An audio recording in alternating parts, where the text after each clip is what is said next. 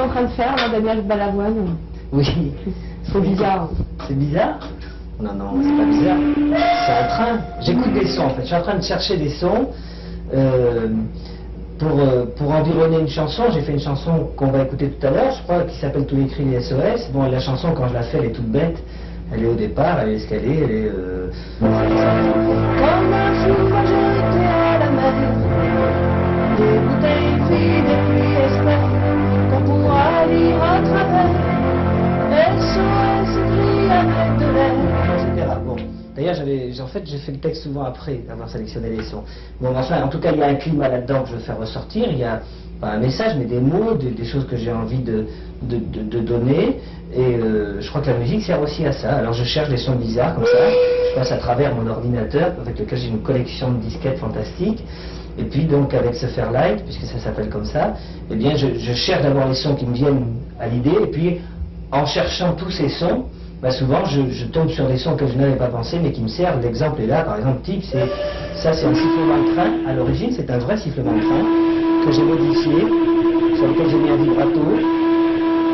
Voilà, qu'on entend là. Et ça devient un instrument bizarre qui n'existe nulle part ailleurs dans le monde. Ça veut dire que vous pouvez vous servir de tous les bruits qui existent partout, un serpent, machin, pour en faire de la musique. Un serpent, machin et tout, oui. je peux tout faire, je sais pas, mais en tout cas, ça ouvre un champ qui me paraît, en tout cas, a priori, effectivement, illimité. C'est-à-dire, je peux, dans cette chanson-là, je sais que je vais utiliser des coups de frein qu'on peut écouter après, si vous voulez, des sons très bizarres. Bon, le fait d'utiliser un train, c'est pas évident. Il y a un autre truc que je peux vous faire écouter, qui est en fait un ensemble de percussions africaines qui a été enregistré comme ça. Voilà, et ça joue. Bon,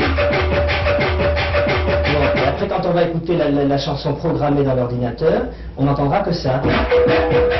Ou juste un coup.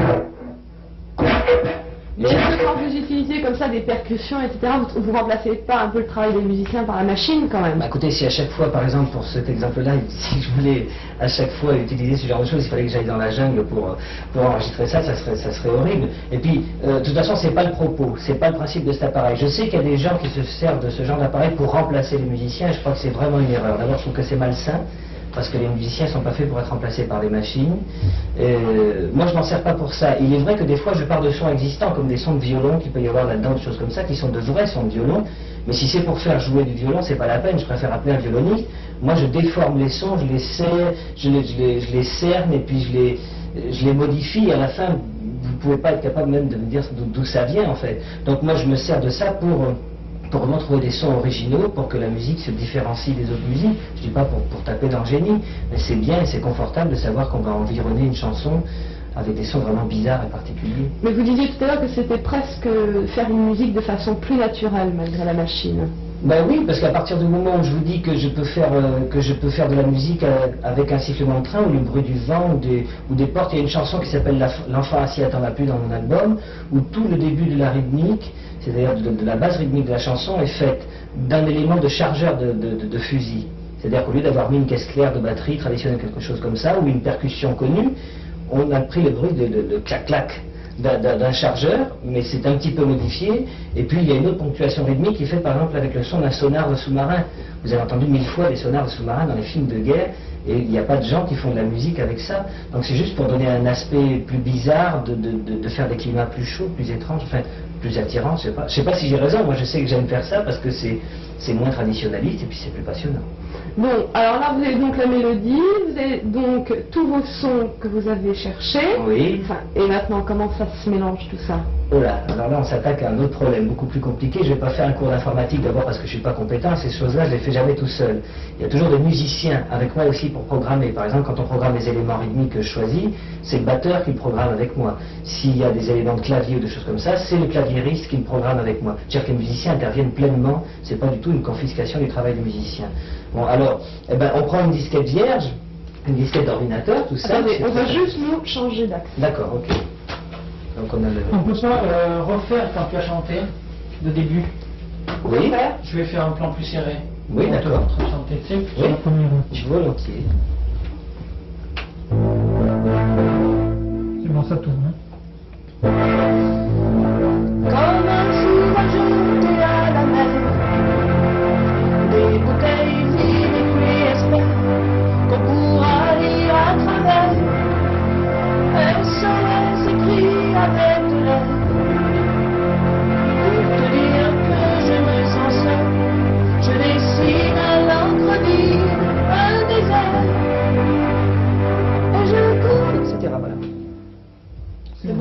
Ok.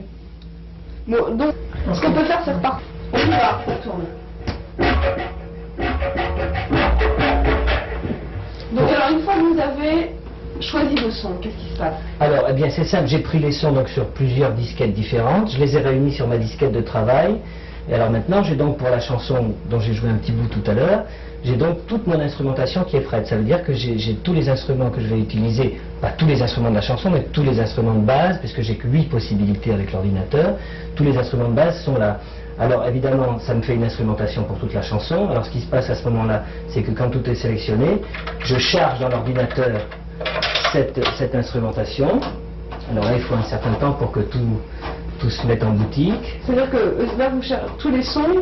Tous les sons vont être chargés dans une page qui s'appelle la page R et qui va être la page d'écriture. C'est-à-dire que j'ai tous les éléments de son et maintenant il va falloir que j'écrive, que je leur fasse jouer ce que je veux leur faire jouer. Alors on attend que tout défile, hein. On va défiler le son du train, les cabassas, un tome électronique, une timbale et plein d'autres sons comme ça. Ensuite, je me mets à recharger cette instrumentation que j'ai voulu faire et que j'ai voulu programmer. Alors on ne va pas faire bien sûr toute la programmation devant vous parce que ça prend des heures, alors je ne le fais pas tout seul. Et alors je vais dans une page qui est la page R, il me dit what et je lui dis pourquoi. Alors là il va falloir faire le machin parce que voilà. Ça n'avait pas marché du premier coup. Vous pouvez faire la ça a marché. conversation avec votre ordinateur. Bien sûr, il me pose des questions, il me dit qu'il n'est pas content, que ce que j'ai... Ben, il n'y a pas d'insultes dans celui-là. Dans les studios d'enregistrement, il y a certaines fois des ordinateurs qui sont remplis d'insultes, mais là, celui-là, c'est pas le cas. Alors voilà, là c'est simple, on voit qu'il y a des premières notes qui sont écrites, ça veut dire que je vais écrire la partition et programmer la partition de chaque élément. Ensuite, je vais retourner dans une autre page, je vais charger tout ça.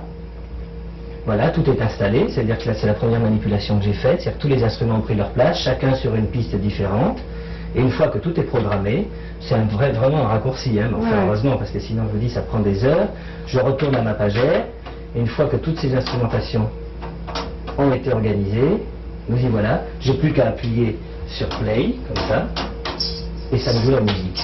C'est facile, non? Voilà.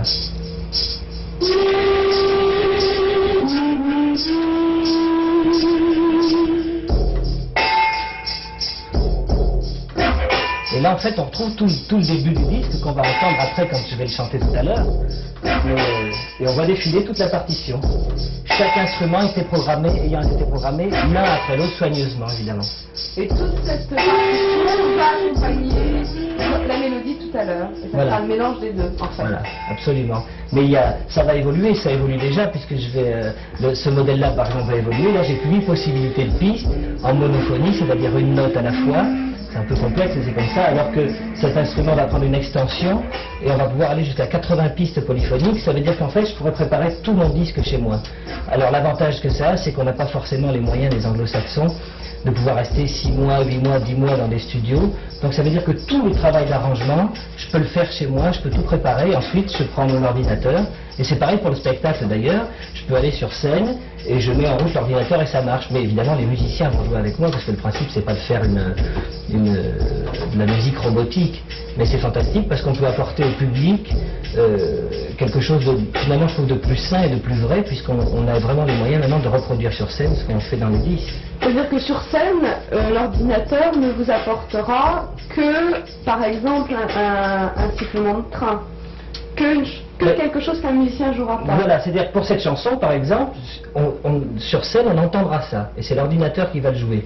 Et par-dessus, il y a des claviers que moi je vais jouer, il y a le batteur qui ajoute d'autres choses ou qui fait des chœurs, un guitariste qui joue des... Bon, c'est ça le principe, c'est un instrument de plus. Beaucoup de gens croient que c'est la technique qui remplace tout, c'est pas du tout ça, en tout cas pas de la manière dont on l'utilise nous. C'est un instrument supplémentaire qui est fantastique et qui a moins de limites que les autres. Je trouve que c'est plutôt ça.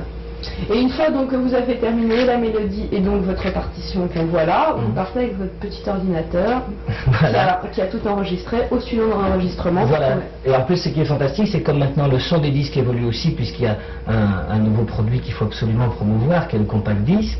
Bon, le compact disc est un instrument, est un système d'écoute qui est vraiment fabuleux parce que c'est ce qui est le plus proche du studio d'enregistrement en ce moment.